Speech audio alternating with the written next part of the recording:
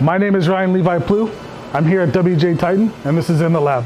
Today we're going to discuss a little bit about surface finish and the three common types of surface finish we see here in our lab. Those three types are RA, RZ, and RT. First, we're going to discuss what surface finish is and how it impacts a part. Surface finish is the roughness or the waviness of a surface on a specified surface of a part. And the reason why that matters is usually on mating surfaces, or if you have two parts that rub together, a rough or wavy surface won't allow smooth transitions and actions of two parts rubbing together. The other reason why that's important is if you have two mating surfaces and they're too smooth, they actually won't seal properly.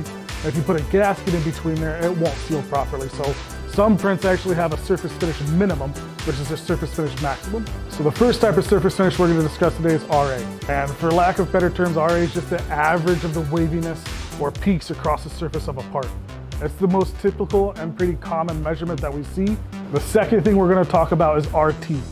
Now RT isn't the average of peaks, it's the maximum peak and the minimum valley. So it's the distance between those 2 points across that whole surface. The next thing we're going to discuss is RZ. Now RZ is similar to RT in nature, other than RT being across a whole surface.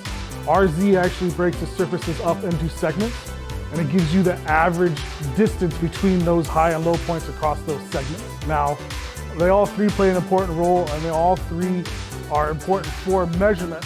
Just some of them give a better function and idea of a surface versus others. If you guys have a question, want to start a conversation, drop a comment below. Please don't be afraid to share videos with family, friends, or even coworkers or other experts in your field.